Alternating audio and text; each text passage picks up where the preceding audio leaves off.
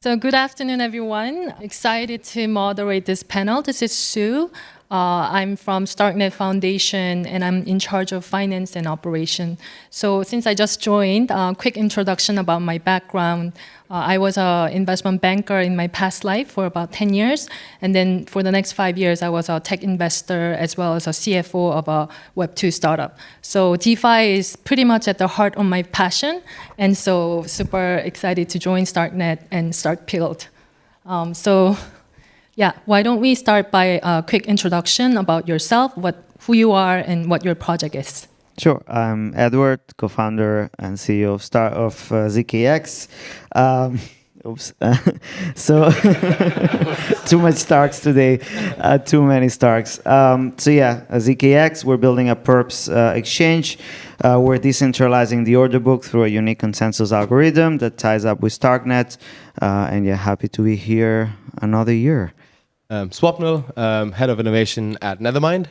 So Nethermind is an infrastructure builder in the starknet ecosystem, and we believe that DeFi has great applications in starknet just because of the amount of compute that starknet enables, and we're excited to see and support the amazing DeFi ecosystem on starknet. I guess I'm here just for tech support. Hi everyone, I'm Brian here. I'm one of the co-founders of ZKLand. ZKLand, what we do is we do a money market protocol on starknet. We focus on two things. One is permissionless lending for DeFi users, and another one is permissioned institution lending. Happy to talk more about it and happy to be part of this panel. Hi, my name's Richard. I've been in TradFi for like 10 years around the derivative space, representing Nostra. And Nostra is a lending and borrowing protocol, as well as a stablecoin and a DEX. So it's like a DeFi hub, where you can have a one-stop shop sort of DeFi experience on StarkNet. Great. So why don't we kick off with a more broader big picture view? So how do you see the state of DeFi today in the entire crypto world? And how do you compare that to the set of DeFi in StarkNet ecosystem? Yeah, I'm happy to go first. DeFi's been it's a journey. I think we all here believe in the future of like decentralization and decentralizing sort of the traditional financial structure that as we see it today. I think we've seen a lot of adoption in stablecoins, of course, where people want to hedge volatility. But the interesting thing about Web3 and crypto is that it's forever innovating and forever evolving, depending on what primitives are out there and the new technologies that are available. So, recently we've had liquid staking as a key growth category with the merge and Shapella, etc. But then again, I would say that DeFi isn't adopted worldwide, for the masses, and there's a few reasons for that. I would say perhaps the barrier to entry, right? It's a bit intimidating to have your own keys and wallets getting hacked, etc. And then also there's a cost and speed. And I think these are great things that I think solutions like StarkNet is providing for us. Yeah. So I guess we can just dive right into the StarkNet features that makes it interesting, and what other innovations that we can build on top of StarkNet. So one of the items that you mentioned is accessibility to Web3 and account abstraction or special features that we have. How does it improve the user experience, and how does it impact your projects? I can go first. I think I would touch on 2 points for account abstraction. I think that's repeated many times. But what we have actually implemented in ZKLand, I think we actually make use of much of the multiple functions. So basically, a lot of what the core bread and butter in borrowing lending, it's so pretty much the same for layer 1 and layer 2 right now. But what we are seeing in the future, it's one, we're able to basically do a few transactions in one single time, and it just makes sense because ultimately from a first angle point of view, from a user, you deposit and then you will want to use it to borrow. It's a natural process, or you want to be able to look at other markets. So instead of doing it in separate transaction and having to sign separate times, I think that's really a big UX improvement for users. And then another one that I would like to touch on is, the potential for account abstraction for, let's say, programmability for, let's say, liquidations, for topping up of, let's say, your position where your health factor may be going down to close to zero, where you would have be in the liquidation zone. So all these are things that I'm really looking forward to and being able to automate in the future. I agree with all those points there. Something a bit more fundamental, in my opinion, is, and something that Vitalik speaks about a lot as well, is that the experience on Binance is just a lot more easier right now. And account abstraction, especially native account abstraction, actually lets us make the same experience on a DEX. I think that's fundamental to like developing regions, and it will actually, I mean, apart from the compute and the sub-cent costs for transactions on Starknet, I think the experience of like having just an app configure my wallet. We might have external wallets, or the dApp creates my own wallet for itself. It has special features specific to that dApp itself. There's some orchestration with my other wallets. I think that is the most powerful thing for me in this space. Yeah. I'm kind of in a different position in the sense that, I don't need to think about developer tooling or things like that on a day-to-day basis. We have people, our co-founders that thankfully they spend their time thinking deep about all of these other aspects. So a lot of the time that I spend with our team is actually thinking how we can grow in the long term. And overall, yes, a lot of what we do here in these conferences is talk about, developer tooling, development, engineering, and so on. But if we have to think in the long term, you pointed out something interesting, which is, how do we actually bring users on board from these emerging markets, which traditionally have been the driver of growth in the entire ecosystem, right? Let's not forget that most of the centralized exchanges in crypto come from Asia, and specifically East Asia. So there's tons of traders, tons of users, tons of people that actually are willing to try new things and take the risk. So I think the bigger question here, is how do we leverage account abstraction? How would we leverage, all of these tools to actually give them an amazing experience, as easy as Web 2, but with all the benefits of Web 3? And if we manage to answer that question, I think that's when we're going to unlock a lot of growth for the entire ecosystem. Sure. I mean, I would agree with all the points here. I think I mentioned this before in a previous presentation, but I like the idea of like one-click DeFi, where the user experience is exactly the same as perhaps your Revolut or your neobanks. And I think with these features and the picks and shovels that Starknet is providing for us builders, we can get there. And multi-call, for example, will allow this. Having session keys will allow the user experience to be a lot more fluid and less clicking. And so I think we're getting there, and it's a journey, as I said. But I think the future's bright. Great. I'd like to also just kind of get feedback on V12 update.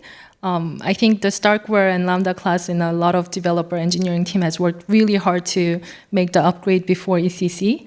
Have you seen any more interest? Did it impact your project? Do you see any visible change for what you're doing?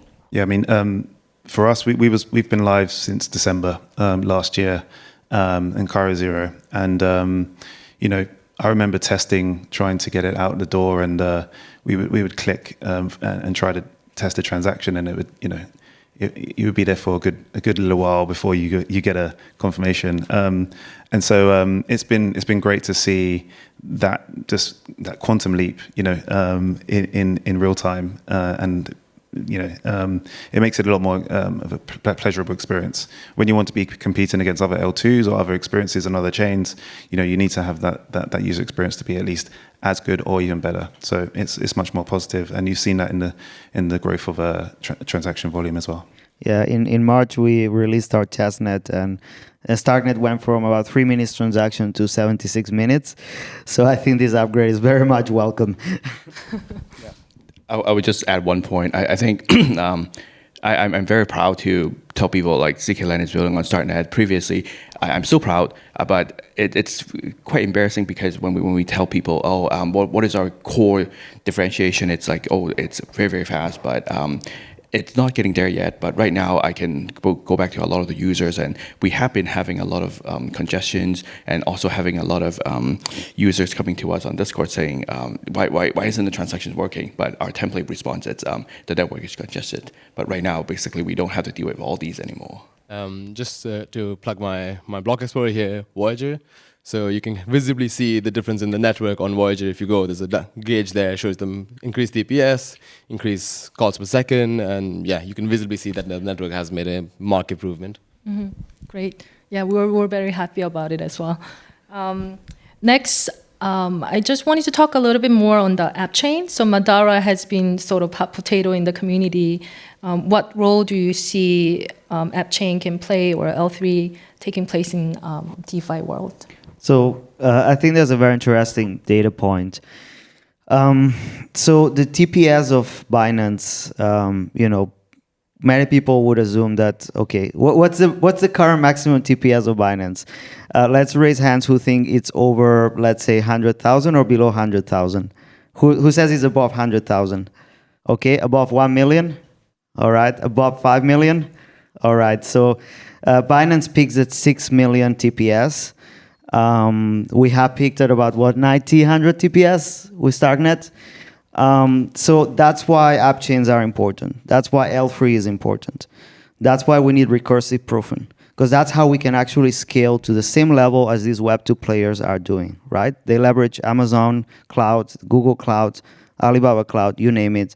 We need to be able to scale at that level. And this is what actually unlocks for us. And these are when you have all of these use cases in terms of order books, trading, gaming, you name it. Yep. For CKLand development, this is actually very significant because the other part of our development, we will really want to tap into the institutional lending side and being able to create a specific environment where there is KYC, AML, CFT checks going in for all the users, both lenders and borrowers, and also be able to have a privacy preserving layer. It's quite fundamental for the usage of institutions coming in. When the whole team started discussing the idea, and then the whole FTX saga came out, and then all the US banks and everything kind of collapsing, it may not be the right environment to talk about the idea, but I think the environment, the financial environment actually has become a very favorable environment for us to revisit the idea. One, it's because I think obviously the tech is there with Layer 3, and then secondly, from a macro environment, we have been having a declining interest rate for the past 12 years, and then starting 2021, 22, and then it has been going on basically the flip side. So previously, it's just institution coming in to get yield, to basically deploy pool for people to borrow and get yield. Right now, we're actually seeing a real use case where institution can come in on the borrowing side. So having all these infrastructure getting ready for the influx of potential borrowing demand, it's fundamental, and it's just game changer. Yeah, I mean, I would just echo the similar points. I mean, having an on-chain order book would be fantastic, but we need the technology to get there. And again, we I think everybody and many builders will be ready for that. Permission DeFi is also quite interesting. Something that hasn't been quite as explosive as yet. But I think in the future with Bitcoin ETF coming and there's lots of institution demand, I think it's going to be something to watch out for.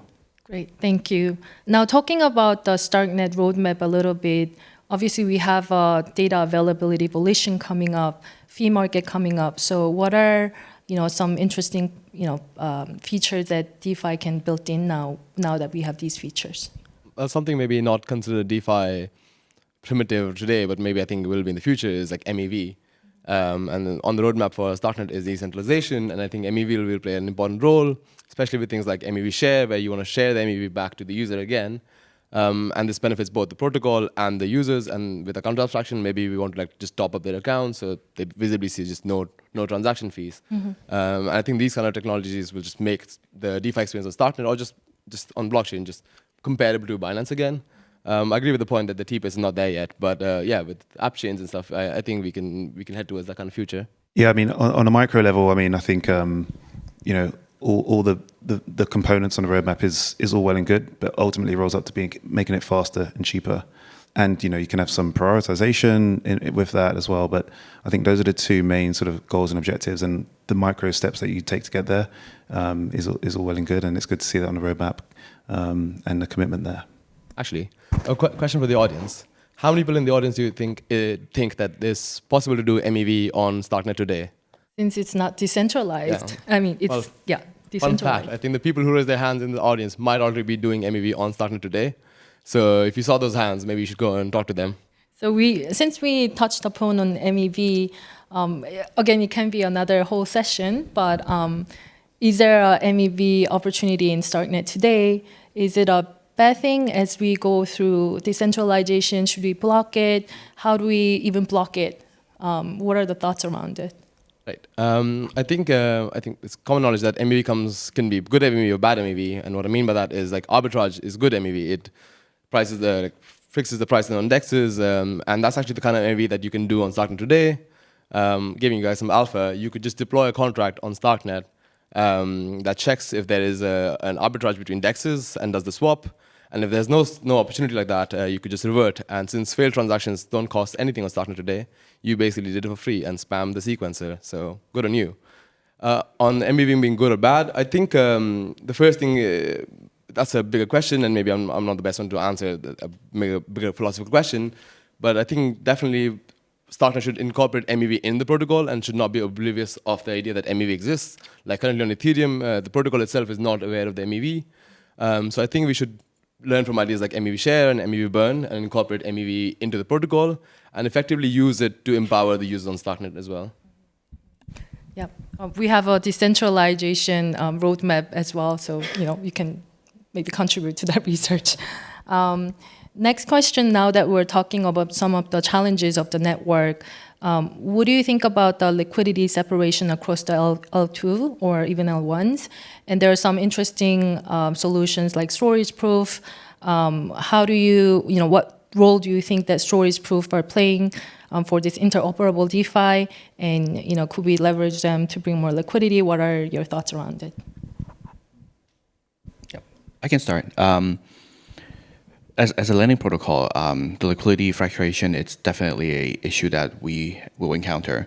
There are different ways to basically resolve it or to overcome it. We can deploy on different rollups. We can deploy on different chains and having bridge across. But ultimately, you would have different protocols with different interest rate across the entire ecosystem, and it's just going to be very messy. So what happens right now, I would say, is the idea of what Herodotus is doing for storage proof and potentially applying it to getting message across between different layers and different even layer 2, layer 1, or layer 2, layer 2, or layer 3, layer 3. All these are really innovative ideas where we stay native within Starknet and being able to access capital outside of Starknet and not having to have another protocol deployed and basically centralize all the capital within Starknet itself. I think there are multiple protocols that are playing around with this idea. For example, I think Omni Network that is leveraging EigenLayer, it's also trying to empower something like that. And I think this would be the next push for DeFi on layer 2. It's not just for Starknet, but across all rollups. I think there needs to be a composable layer where capital will be able to flow through, and then you can stay native within your own network, net blockchain, net layer 2, and being able to leverage the unique advantages of using, let's say, non-CK EVM, using Cairo, and still being able to not borrow from the capital from other CK EVM chains. Yeah, I mean, I would agree with those points. I mean, liquidity fragmentation is a problem, right? And as a user, I just think of an end user's experience. You don't really want to know which chain you're on or where the deeper liquidity is. And I think any solution like storage proofs or Chainlink came with a CCIP announcement this week. Hopefully, it can help solve this. I mean, it's not been an easy problem to solve. We've seen the attack vector on bridges have been, wide and broken, and so I think it's an existing problem to solve, and time will tell whether these solutions will actually be able to solve it for us. I think something that maybe based on how we develop this world of L3s. Sometimes there's going to be L4s, whatever you want to call it, multiple levels, level X. Is the assumption that probably, as you increase the level, you decrease the trust, decrease security and so on. Therefore, there is an incentive to still keep, certain amount of custody or self-custody within Starknet itself and Ethereum at the end of the day. But, use these different new solutions that are coming up to actually scale the actual computing and processing much more beyond, what you can do nowadays with just, L2 itself. So these assumptions will probably create different scenarios that, as you said, everyone are moving towards, finding ways to do cross-chain messaging and solve the liquidity quagmire. But across the board, as many rails we can build into the ecosystem to bring this liquidity from the actual real world, the more growth we will be able to balance, right? So I think as much focus as we put in cross-chain and cross-rollup messaging, as well as, storage proofs and so on, we also probably have to think how we build these native on rails from the real world onto Starknet to bring this liquidity, whether it's not only from centralized exchanges, but it can be centralized custodians for crypto, centralized custodians of traditional finance world, as well as other institutions that can actually bring more volume and traders and users across the board. I guess next question is, I'm not sure about the timing. Okay, 5 more minutes. What DeFi infrastructure or primitives would you like to see more developed on Starknet? I think everyone here is kind of excited about like an RFQ system on Starknet, and I'm sure everyone's here thinking about how to do this right now. I'm just excited to see someone actually do it. Yeah, that's my take on it. Yeah, I mean, from a DeFi perspective, I think we're missing a few things to encourage liquidity and more activity onto the platform. For example, a multi-sig solution that's robust, and institutions or large wallets or large money won't really come over unless there's that exists, because you don't want to have a single sort of failure point for on your wallet. Also, sort of data providers like chain analysis, I think, again, it's another requirement for institutions to come over, and we kind of need that AML and KYC solutions, etc. And then, a robust indexer. There's a good shopping list, to be fair. But I think that's coming as the Cairo's upgraded and becoming a bit more stable now. And I think in the next sort of quarter or 2 quarters, we'll see a few more interesting announcements. But yeah, the list is long for us. Before we conclude, do you guys have any announcement or future plans to share about your project? You're gonna ask us the WAN token question? So we're preparing our mainnet launch. That's going to happen in the next few months. Some of you might have participated or not in the ZKX Yakuza before, which was this crazy engagement plan. We had more than 1 million quests completed by the community. It was insane. Tens of thousands of unique users actually participated across multiple countries, from Turkey to China to Japan, India, you name it. So it was crazy to see how dynamic the community can be. So we're getting ready for the new seasons. Our first live product on mainnet, which might not necessarily be an exchange, and I cannot reveal more about that, but it's going to be live within the next couple months with Cairo 1.0, fully audited by our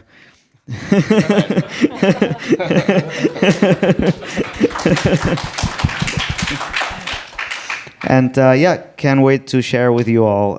There's going to be an interesting journey around as well, NFTs with that. So yeah, can't wait to share with you all. For CityLand, we have been live on mainnet since May, and then we will have our next version. That's basically our mainnet alpha. The mainnet version will come out around September time, in line with the regenesis, more or less.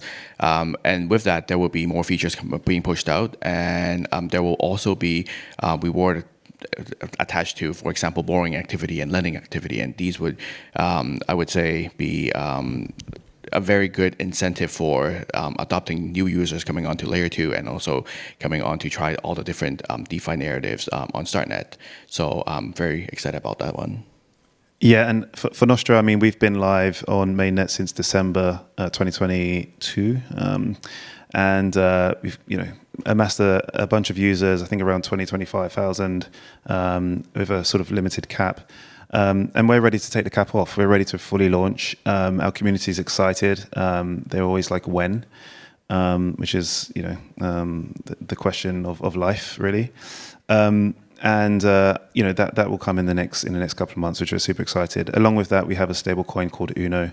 It's over collateralized and backed by ETH, which would also come in tandem with that. So lots of exciting things on the horizon, and yeah, we can't wait to get it out there. Eduard made my point already. We're really excited that we've started Cairo 1 audits already, and there's a few underway already. Apart from that, we've also been indexing a lot of DeFi data on Voyager, so it gives us more transparency into how DeFi is evolving, and hopefully should give us some more insight on how DeFi on Starknet particularly is evolving and what innovative use cases we see on DeFi on Starknet. Great, thank you. Lastly, from StarkNet Foundation, Diego mentioned earlier today, we're team building, we're hiring for multiple positions, and we look to always support the builders and projects under our ecosystem. So please feel free to come talk to us as well. Anyway, thank you. Thanks for the amazing talk. Thank you.